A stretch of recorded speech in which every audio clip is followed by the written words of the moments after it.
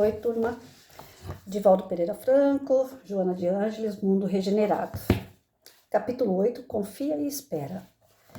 Na avalanche dos problemas que a cada momento assalta a sociedade terrestre, experimentas angústia por constatares que o processo de crescimento moral é lento, enquanto a desarmonia e os desastres dão-se com rapidez surpreendente, ou seja, ligou a televisão, só notícia ruim, né? Aí a gente fala, poxa, que mundo é esse? Aí começa a assolar aquela angústia do dia a dia, né? Examinando a mesma ocorrência nos comportamentos desastrosos, pensas que a chamada evolução teve lugar apenas na horizontal dos fenômenos e mecanismos tecnológicos, enquanto, tragicamente, a loucura e o despautério individuais e coletivos cresceram demasiadamente.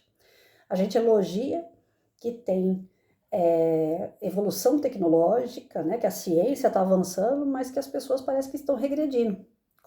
Com as conversas do dia a dia, a gente percebe que as pessoas estão desanimadas em relação ao ser humano. Tudo parece que está caminhando, mas o ser humano parece que não, parece que está regredindo. Na natureza não existe isso, a gente sabe. Quem for estudar a Gênesis, quem for estudar o Livro dos Espíritos, quem estudar o Evangelho sabe que a lei natural é progredir ou estacionar. O espírito tem isso, porque ele tem a escolha dele. Às vezes ele não quer progredir, então ele fica ali, estacionado. Mas regredir não regrede. Então o que está acontecendo? Por que tem tanta coisa errada? Né? Vamos ver aí. A óptica atual é a busca do prazer pelo desfrutar das licenças morais sem qualquer equilíbrio, com ameaças de mais terríveis consequências. Ou seja, sem moral, sem princípio, o homem só está constatando a sua derrota. Né? Para que um homem faça uma casa, ele precisa do alicerce. Precisa lá cavar, fazer o alicerce para depois vir parede, telhado.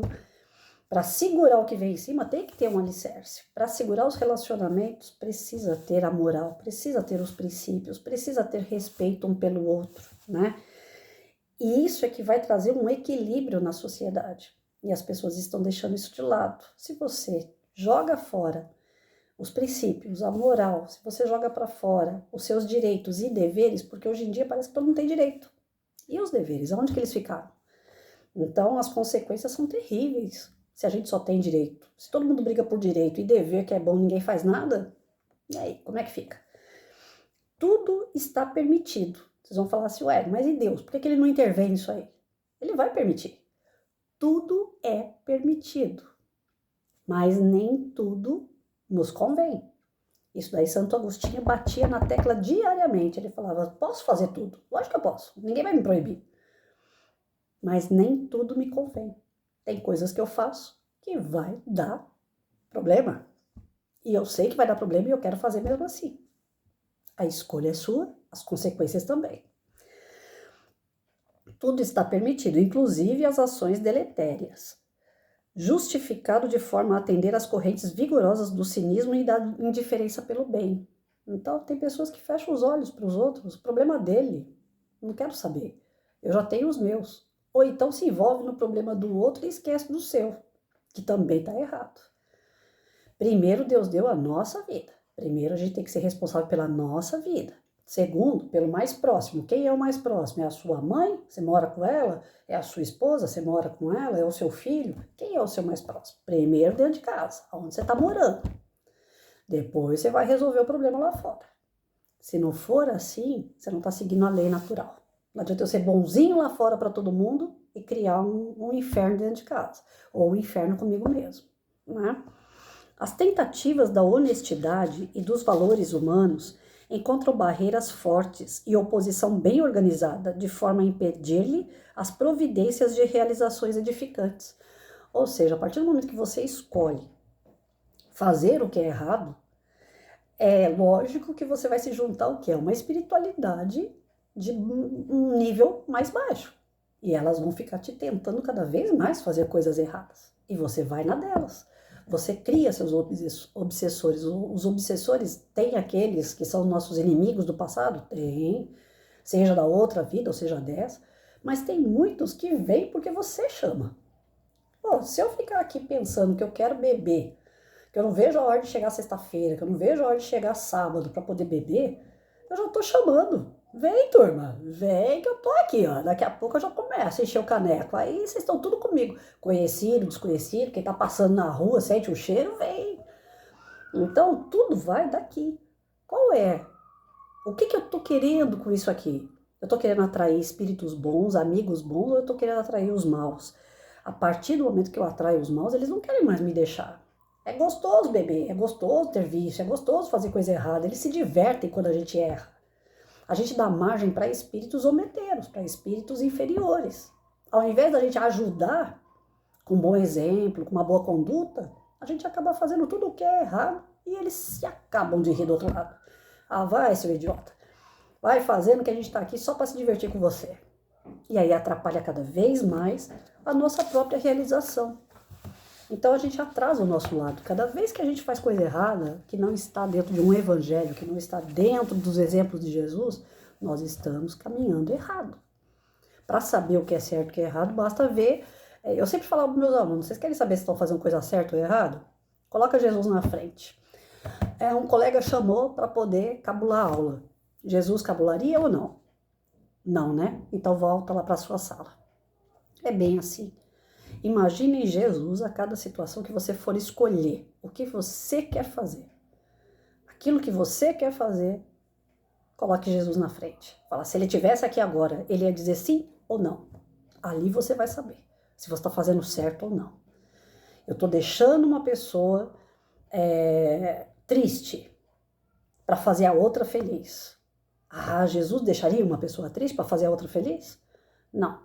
Ele daria um jeito de te equilibrar de uma forma que você visse quem tem a maior necessidade, quem é a maior importância para você naquele momento. Ele ia colocar uma série de coisas para você escolher essa pessoa, para você saber para onde você deveria caminhar. Então, Jesus não era um homem que dava a resposta pronta. Ele fazia a gente pensar.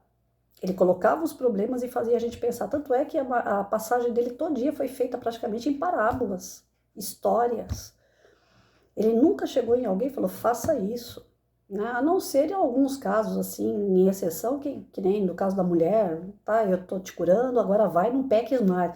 Alguém vai falar isso para mim depois, né? Vai falar, não, ele falou para a mulher lá, não peques mais.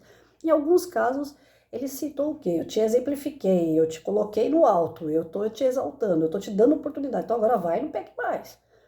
Mas ele nunca chegou em alguém diretamente, sem dar uma lição antes, e falar, faça isso que vai dar tudo certo. Ele nunca deu receita para ninguém. Ele sempre exemplificou. Então, nós temos que ser exemplo também, de filho, de amigos, de colegas, no trabalho, temos que ser éticos. Hoje mesmo eu estava conversando com um amigo e falando para ele, falei, o meu TCC na faculdade foi sobre ética. Não que eu seja uma exímia no assunto, longe disso, que eu ainda tenho muito que aprender. Mas eu entrava no meu serviço, eu cumpria meu horário, procurava não sair antes da hora, procurava não entrar atrasada. Poucas vezes eu cheguei atrasada no meu serviço, poucas vezes eu faltei. Quando eu faltei era porque era necessário faltar, era uma questão de saúde. Então, assim, você tem que ter ética, você tem que chegar num ambiente, não precisa ser amigo de todo mundo. Porque lá você não tá para ser amigo de todo mundo, você pode criar novos laços, claro. É normal, é consequência. Mas lá dentro do serviço não existe amizade, é uma ética. Então lá dentro do serviço você tem o quê? Colegas de trabalho. Dentro do trabalho, você tem que respeitar, gostando ou não gostando, você tem que chegar, bom dia, boa tarde, e fazer o seu trabalho, no teu horário, organizado. Isso Deus vai lá e abençoa. Agora eu vou para o meu trabalho, passo cantada em um, passo cantada em outro, fico parado no corredor, converso com um, converso com outro, enrolo o dia inteiro, quando vê o dia acabou, eu fiz metade do que eu devia. Tá certo isso? Não. Deixo de fazer meu serviço para ficar conversando, tá certo? Não. Vendo produtos dentro do meu serviço, ou então compro produtos dentro do meu serviço. Errado. Eu trabalhei com professores o tempo todo fazendo isso, vendendo coisas dentro da escola, comprando coisas dentro da escola. A falta da ética, um passando cantada no outro. Cansei de ver professor passar cantada em aluno, aluno passar cantada em professor. Por quê? Porque o professor não tem aquela postura ética. Então, dentro do meu serviço, eu passei muito nervoso. Vi muita coisa errada. Muita, muita. São mais de 32 anos que eu dediquei à educação. Então, passei a fazer o quê? Me isolar. Estava certo? Não. mas era o que eu tinha para fazer. Eu vou fazer o quê? Vou ficar lá no meio fazendo a mesma coisa que eles? Porque é duro você remar contra a maré. Ontem eu fiz um evangelho em casa e deu assim uma comunicação de um espírito e ele falando, né? Lá no livro do evangelho tinha uma comunicação de um amigo espiritual. Aí eu lendo, ele falando assim: vocês vão passar por uma série de vendavais. E enquanto estiver passando pelos vendavais, vai estar vindo uma manada de gente para um determinado caminho. Eles acham que aquela porta larga lá é o caminho para se socorrer do vendaval. Mas aqueles que realmente querem seguir Jesus vão ter que fazer o contrário.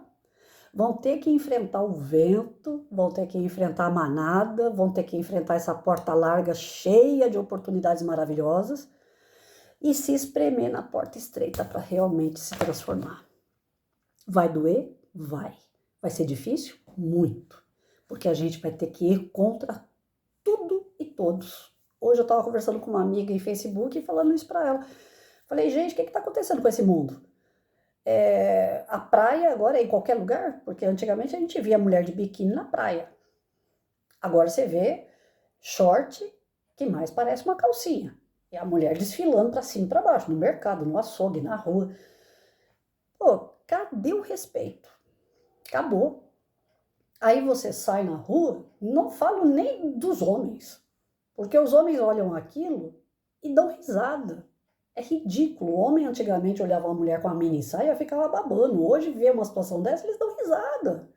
A mulher tá fazendo papel ridículo. Desculpa, cada qual gosta de um estilo de roupa, mas pô, tem que ter um bom senso. Aí você vai no mercado, você vai num açougue, você vai numa farmácia, no hospital. Você chega no hospital, tá lá a mulher de peito de fora. Desculpa. São coisas que estão acontecendo pela insensatez. Tá até aqui, ó, nesse pedacinho que eu cheguei a ler antes de ler para vocês. A insensatez governa grupos antes respeitados e a timidez. A angústia assenhoreiam-se de modos idealistas que abandonam a luta nobre amedrontados. Ou seja, as pessoas que são do bem vê situações como essa e ficam envergonhadas. Eu fiquei envergonhada de ver uma mulher nesse estado na rua. Porque os homens davam risada. Eu falei, gente do céu, os homens não acham mais bonito. Ai, que mulher bonita, que mulher, né? Não.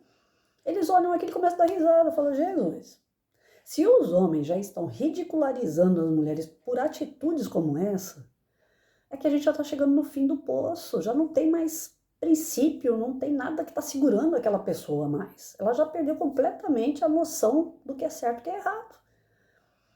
Então, eu estou dando um exemplo que talvez algumas pessoas não concordem comigo. É o direito de vocês. Mas o que eu aprendi, os meus princípios, está totalmente errado. Totalmente errado. Você quer ir na praia, expor o teu corpo lá é uma coisa, o ambiente é aquele. Mas você entra no hospital e pega a mulher de short curto, peito de fora. Pô, na hora que os homens resolverem dar o troco, começar a andar pelado também no meio da rua. Aí salve-se quem puder, né? Não tem como, né, gente? Tem que dar um basta nisso. Aí é aquela impressão que eu falei no começo do texto. Parece que as pessoas estão tudo de cabeça para baixo, que o mundo está um inferno, que está tudo errado. Mas não é que está tudo errado. O mundo está progredindo, a ciência está se transformando cada dia. Poxa, sem comentários. Mas as pessoas não estão acompanhando a transformação do planeta.